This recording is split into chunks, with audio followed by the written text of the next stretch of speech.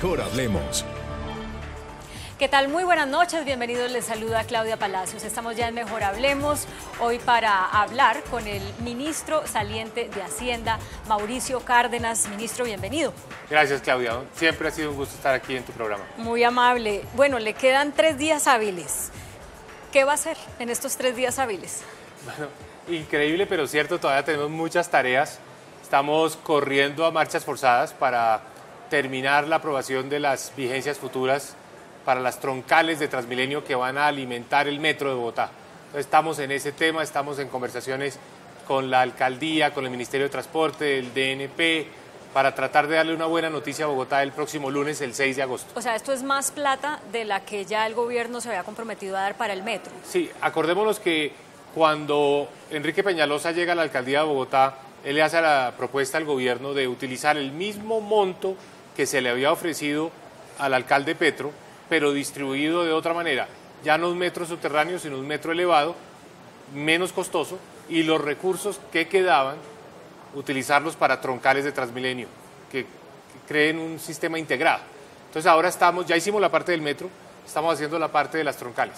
Y él está pidiendo 3 troncales. Con Sí. los recursos que quedan por esa diferencia del costo del metro subterráneo al elevado, ¿alcanza para las 3 troncales? No, nosotros creemos que podemos hacer 2. Nos parece que es mejor que sea el próximo gobierno el que decide la tercera, entre otras cosas porque hay que terminar de estructurarla, de diseñarla. Entonces estamos hablando de la avenida 68, que es la más larga de todas, la avenida Boyacá y la avenida Ciudad de Cali.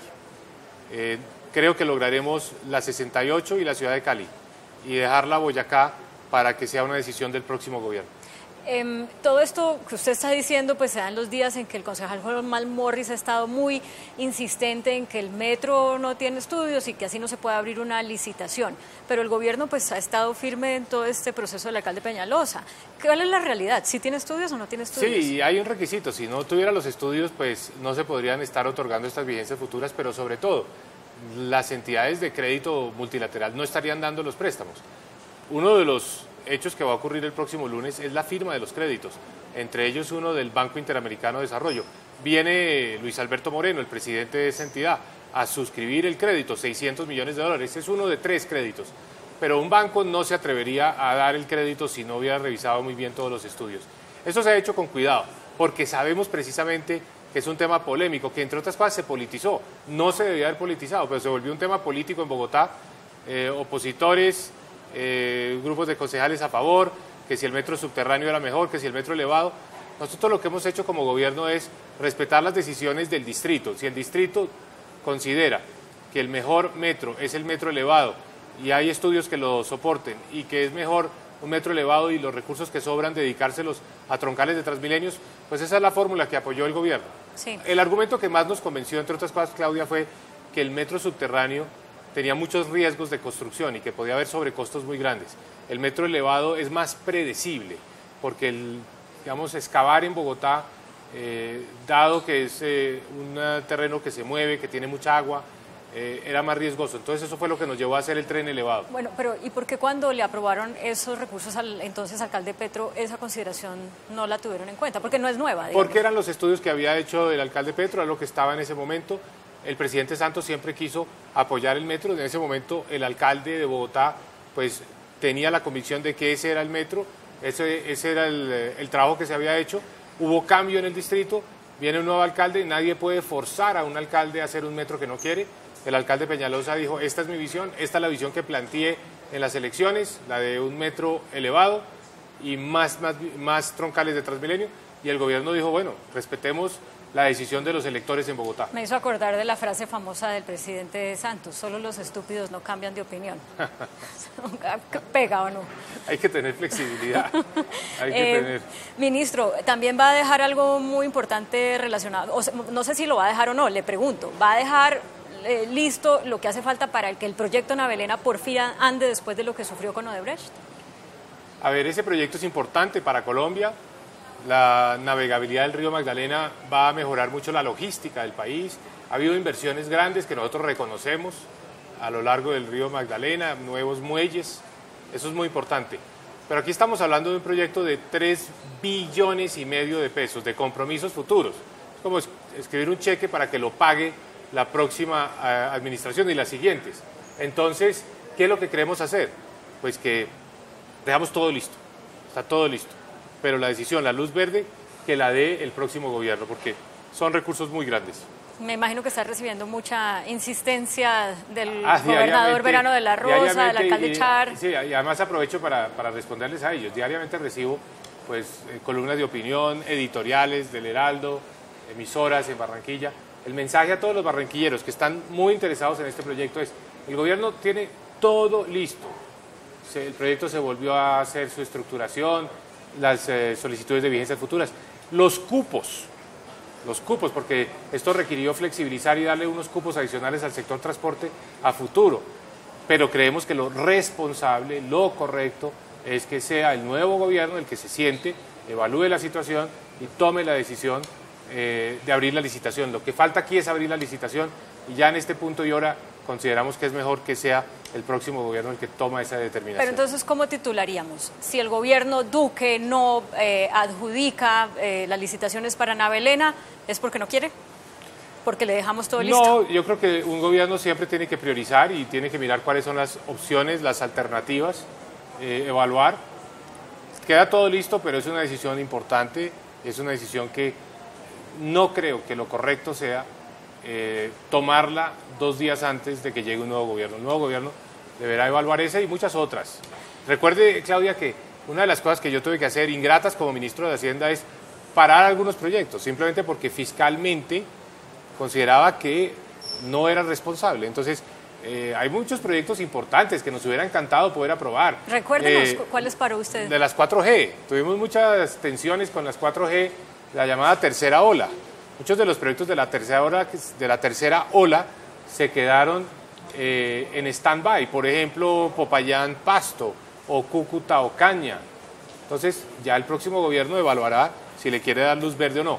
Todo esto es manejar las finanzas públicas con un criterio pues de responsabilidad, de no agobiar las finanzas públicas comprometiendo recursos a futuro y pasándole esa cuenta de cobro a los siguientes gobiernos. Que de hecho ya hay bastante deuda para ser pagada en los próximos 30 años. Hemos sido prudentes, pero en todo caso quedan unas obligaciones de vigencias futuras, la gran mayoría asociadas o al Metro de Bogotá o a las 4G. El 85% de las vigencias futuras son 4G y el Metro. Ministro, ¿con qué frustración se queda? ¿Qué no pudo hacer? Bueno, hay muchas cosas, Claudia. El país tiene tantas necesidades, tantos frentes, tantos temas que uno quisiera ver desarrollarse más rápidamente, pero hay que ser conscientes que hay restricciones de recursos. Segundo, que tuvimos un choque muy fuerte. Es que petróleo, ¿no? Al país se le olvida que a nosotros se nos cayeron los ingresos de exportaciones casi a la mitad, de 60.000 millones de dólares que teníamos en el 2013, pasamos a 34.000 millones de dólares en el 2016, o sea, en 3 años a la mitad las exportaciones. El gobierno perdió 1/5 parte de sus ingresos, porque recibía muchos ingresos de cuenta del petróleo y pasaron a ser 0 los ingresos petroleros. Entonces nos hemos ido acomodando, yo diría que recuperamos la normalidad, el país está otra vez creciendo, entregamos una economía en un proceso de recuperación, eso me hace sentir muy satisfecho, pero al mismo tiempo sé que Colombia aspira a más. Colombia, si este año crecemos al 3%, Colombia aspira a crecer al 4 o al 5%. Entonces, es satisfactorio frente a lo que hubiera podido pasar si no hubiéramos manejado bien las cosas, pero frente a las necesidades falta. Sí, yo quiero que en un ratico usted piense un poquito más de verdad qué le hubiera gustado hacer para que nos diga, bueno, esas frustraciones con las que todos nos quedamos a veces. Pero más allá de eso, ya que toca el tema del petróleo, cuando estábamos en el peor momento de la caída del precio del petróleo, se decía, no, es que Colombia ya tiene que pensar que ya no es un país petrolero, y usted lo decía, y tiene que pensar en otros ingresos, y hay que exportar, pero como que nos fresqueamos porque volvió a subir el precio del petróleo y otra vez estamos, ay, qué rico, tenemos petróleo.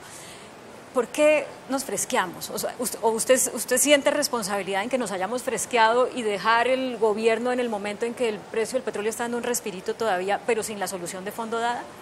Colombia tiene que diversificar su economía, eso es absolutamente necesario, es indispensable. Vivimos ese colapso de los precios del petróleo y nos dimos cuenta que esas dependencias generan muchos problemas, nos hacen muy vulnerables, como todo en la vida, si uno depende mucho de algo, eso genera una vulnerabilidad. Entonces, tenemos que diversificar el país, tenemos que diversificar la economía. Hemos avanzado, El país hoy tiene otros sectores que antes no estaban creciendo, que hoy sí. El turismo, la agricultura, eso es muy positivo. Pero diversificar la economía es un trabajo de décadas, no es un trabajo de años. Y ahí vamos. ¿Y usted cuánto se califica en, claro que ese no es precisamente su labor, ¿no? Pero cuánto califica este gobierno en diversificación de la economía, de 1 a 10? Pues yo diría que 7 u 8, porque es que en todo caso nos tocó a la brava. O sea, se nos cayeron los ingresos petroleros y tuvimos que pasar a depender de otras cosas. Entonces, ese fue un sacudón grande. Ahora, el precio del petróleo está mejorando y eso nos está dando, como usted dice, un alivio, un respiro, pero nunca frente a lo que tuvimos en el pasado. O sea, no estamos teniendo los ingresos del pasado. Por ponerle una idea, el gobierno llegó a tener en un año 24 billones de pesos de ingresos provenientes del petróleo, dividendos de Ecopetrol o los impuestos de renta de las petroleras. El año entrante, que va a ser un año muy bueno en ingresos petroleros y tal, no llegaremos no vamos a pasar los 12 billones de pesos. Entonces, estamos apenas en la mitad de lo que llegamos a tener. En ese escenario, el presidente de Fasecolda dijo hace unos días que pues había que pensar en vender Ecopetrol, ya que no era la empresa que fue hace unos años por los precios del petróleo, para más bien terminar de construir la infraestructura. ¿Usted qué análisis yo vi esa hace propuesta? A ver, yo creo que el próximo gobierno debe seguir en la misma línea económica que ha tenido el país, que ha sido muy estable, es un manejo económico donde ante todo impera una gran responsabilidad, tener la inflación controlada, la deuda controlada. En esa línea ha sido ya una tradición de mucho tiempo ir vendiendo activos, sobre todo activos que no sean estratégicos para el país. La propuesta de vender una parte de Ecopetrol, yo no quiero entrar a opinar si es buena, regular o mala, pero lo único que puedo decir, y porque no quiero entrar a opinar sobre lo que deba hacer el próximo gobierno, lo que sí le puedo decir es que creo que hay activos para vender, otros activos, que probablemente yo empezaría por otras cosas. No por Ecopetrol. No por Ecopetrol. Pero no lo saca de la lista.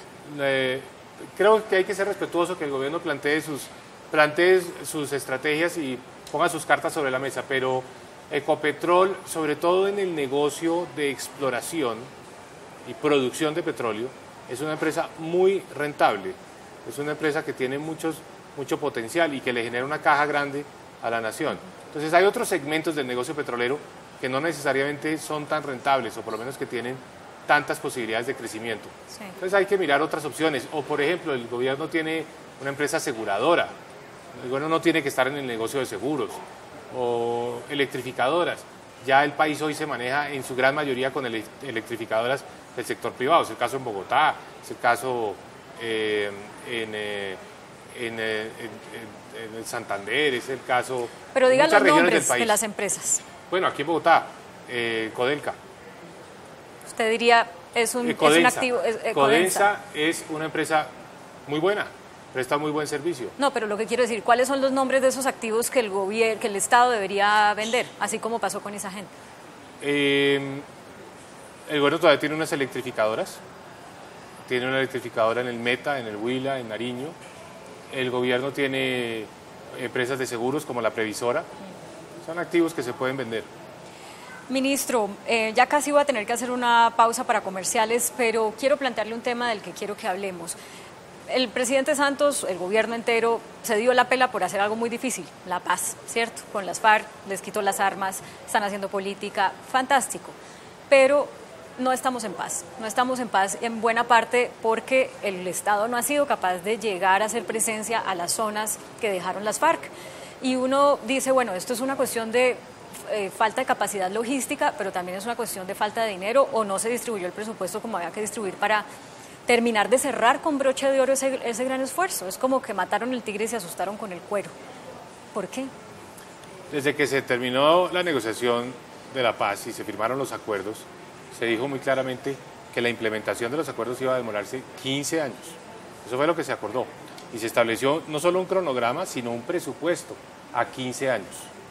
Entendiendo perfectamente que muchas de esas inversiones no se pueden hacer de un día para otro, que requieren un trabajo gradual, entre otras cosas porque los recursos no están disponibles todos en un solo año. Entonces, parte fundamental de la negociación es un plazo de 15 años para la implementación. Eso se le comunicó a la comunidad internacional, se firmó un plan de implementación de los acuerdos de paz. Nosotros pusimos los recursos del 2017, del 2018. En el 2017 cerca de 1.8 billones de pesos y este año algo así como 2.4 billones. Con eso se ha financiado todo lo necesario con la implementación en estos primeros 2 años. O sea, los recursos han estado. La implementación también requiere crear una nueva capacidad del Estado. El Estado no tenía capacidades para llegar a hacer proyectos en unas zonas que han estado totalmente abandonadas, remotas. Entonces, una de las cosas que tuvimos que hacer es ir a crear los proyectos, los planes de desarrollo. O sea, si se necesita una vía, una electrificación, hay que diseñarlo, hay que hacerlo. Hoy el presidente Santos estuvo en el sur de Bolívar lanzando el primer plan de desarrollo con enfoque territorial, los llamados PEDETs, que son hechos por las comunidades, estableciendo sus prioridades. A eso después viene ya la apropiación de recursos. Entonces estamos en un proceso gradual. Yo a veces veo la impaciencia de que la paz la paz se va ido implementando al ritmo que estaba previsto. Y esto es un proceso, esto no va a ser algo que el país se va a demorar varios gobiernos. Este es el ritmo que estaba previsto, porque cuando uno dice, mire, es que no hay proyectos para los excombatientes de las FARC, o la señora directora de la unidad para la búsqueda de desaparecidos dice es que no me han dado la plata para empezar. Uno dice, ¿esto es el ritmo que estaba previsto? Hablemos de cosas concretas y específicas. Se financió la JEP, se nombraron los magistrados, están operando, tienen todo el apoyo institucional, la Comisión para el Esclarecimiento de la Verdad también se financió. Todo ese andamiaje está operando, está funcionando. El caso específico que usted me menciona, de la unidad de búsqueda de desaparecidos, de la unidad de búsqueda de personas desaparecidas, hubo mucha demora por parte de esa entidad en presentar el proyecto de presupuesto, la planta. No fue un problema del Ministerio de Hacienda. Hubo una carta que escribió la viceministra de Hacienda, Paula Costa, diciendo claramente y puntualizando por qué las demoras habían estado del lado de la persona a la que se le encargó esa función en la unidad de búsqueda.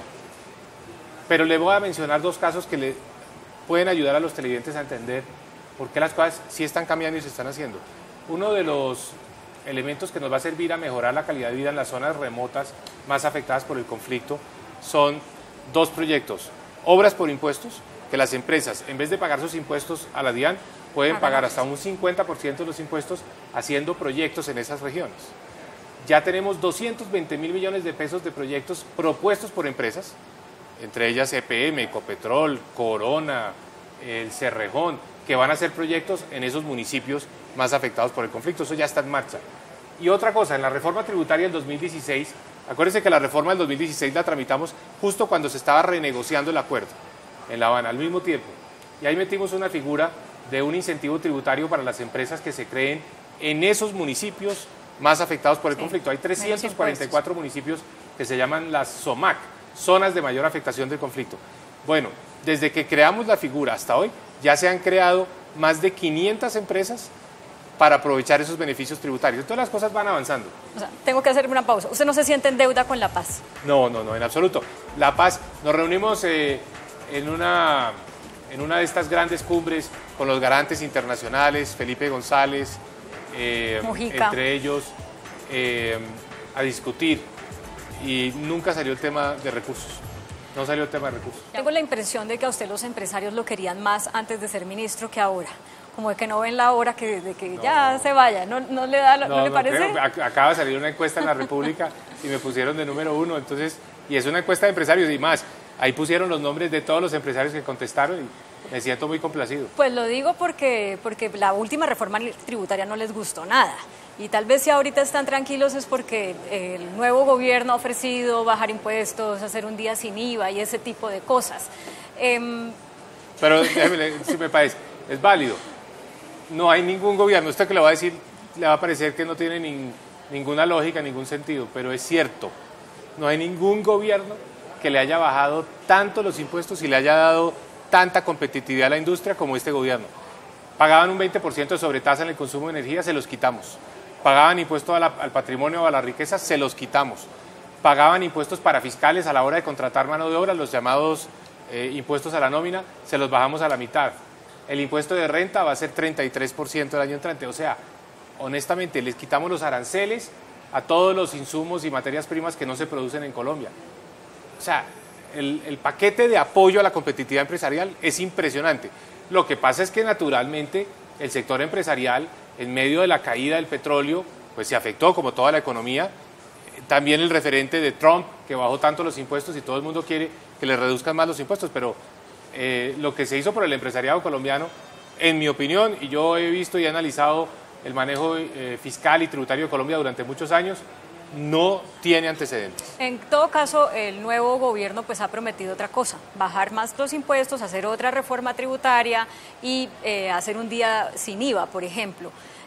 Yo sé que usted es muy respetuoso y no quiere meterse en eso, pero ¿cuál sería el impacto de eso sobre, por ejemplo, el gasto en política social que usted ha tratado de cuidar tanto cuando hace los recortes al presupuesto? Es que uno tiene siempre esa dualidad, uno tiene que estar mirando los dos lados, el gasto y los ingresos. Y en materia de gasto en Colombia tenemos muchas necesidades, no en derroche y esas cosas que se usaron tanto como argumentos de campaña, sino en programas sociales muy relevantes, que si se llegan a quitar esos programas sociales, el país lo siente. Por ejemplo, en la alimentación escolar o Familias en Acción o los subsidios a los servicios públicos. Entonces, hay que cuidar eso. El país tiene unas restricciones y hay una parte muy importante del gasto público que es indispensable para la calidad de vida de millones de familias. Entonces, reducir impuestos, claro, es deseable. ¿Quién se puede oponer a la idea de que se le bajen los impuestos a las empresas para que sean más competitivas, para que crezcan más, para que generen más empleo? Pero hay que cuidar el ingreso, no se puede, hay muy poco margen para bajar los ingresos fiscales. Mire, en algo que coincidían Duque y Petro en las campañas era en decir que pues la plata tiene que salir del combate a la corrupción. Como ha dicho el Contralor, 50 billones de pesos se pierden en este país al año por corrupción y entonces hay que aumentar el recaudo también de impuestos. Y no sé cómo se califica usted en ambas cosas. El recaudo de impuestos este año va a bajar, sí, según lo que he leído. Entonces uno dice, pero ¿por qué estamos bajando si la DIAN supuestamente se le dio más para que pudiera tener más dientes y aumentar el recaudo? Y al mismo tiempo este gobierno, y le hago las dos preguntas en una porque ya se nos acaba el tiempo, al mismo tiempo este gobierno, así como va a pasar a la historia porque firmó la paz con las FARC, va a pasar a la historia por la palabra mermelada, que es asociada a corrupción. Pareciera que hubiera quedado una deuda pendiente en ambas cosas, en recaudo y en corrupción. El recaudo está aumentando, el recaudo ha aumentado gracias a la reforma tributaria, no está cayendo. Pero además, las grandes medidas para controlar la evasión las adoptamos nosotros, que le van a dar un dividendo al próximo gobierno. Ejemplo, hoy la evasión de impuestos es un delito que tiene penas privativas de la libertad. Antes no, nunca había sido posible convertir la evasión de impuestos en un delito. O por ejemplo, teníamos 190.000 entidades sin ánimo de lucro, o que se decían o se llamaban entidades sin ánimo de lucro, pero realmente eran fachadas para negocios. La ley nos permitió depurar esa lista y tenemos hoy solamente 60.000, se redujo a una tercera parte, entonces por ahí había un boquete grandísimo de evasión de impuestos. O restringimos el uso de efectivo para descontar pagos a la hora de declarar impuestos. Todo eso le va a ayudar muchísimo a la DIAN a mejorar su gestión. La más importante de las medidas contra la evasión, la factura electrónica obligatoria. Ahora cualquier persona que vaya a comprar algo le tienen que expedir una factura electrónica y en tiempo real informa a la DIAN. Eso le ha permitido a muchos países controlar o reducir la evasión del IVA. Entonces, las medidas para la lucha contra la evasión se adoptaron, están dando resultados. Obviamente esto es un proceso gradual que tiene que ir madurando. Pero la segunda pregunta, la corrupción. Entonces, este gobierno tomó decisiones importantes de hacer más proyectos en las regiones. Cambiamos el sistema de regalías para que le llegaran regalías a todos los municipios, a todos los departamentos de Colombia. En el presupuesto general de la Nación, proyectos para que se pudiera invertir en lo local, en una pavimentación, en un aula escolar, en un puesto de salud. Pero eso es el desarrollo, eso no se puede confundir con corrupción, porque el que el gobierno apoye los proyectos en las regiones, de ninguna manera puede interpretarse como tolerancia hacia la corrupción. Toda la ley que se debe aplicar estrictamente a quienes con esas partidas en los escenarios locales se hayan robado la plata.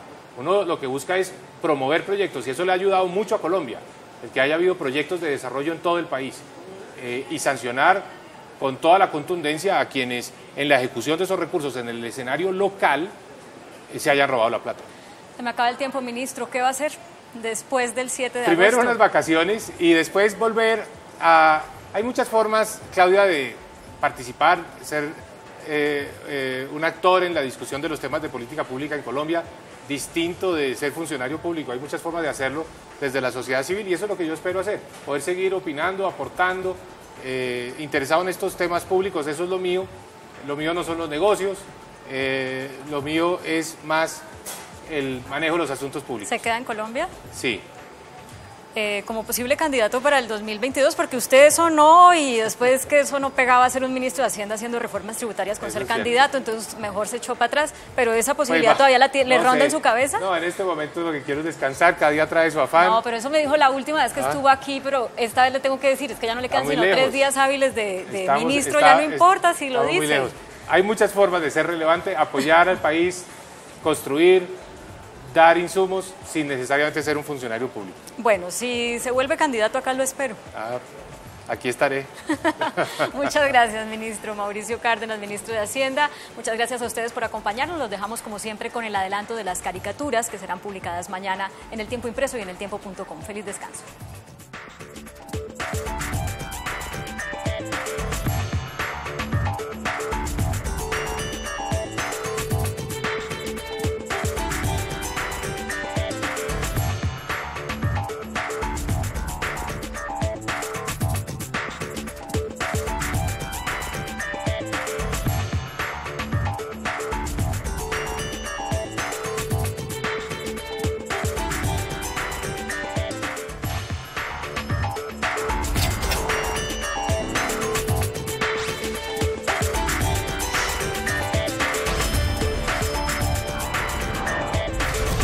Mejor hablemos.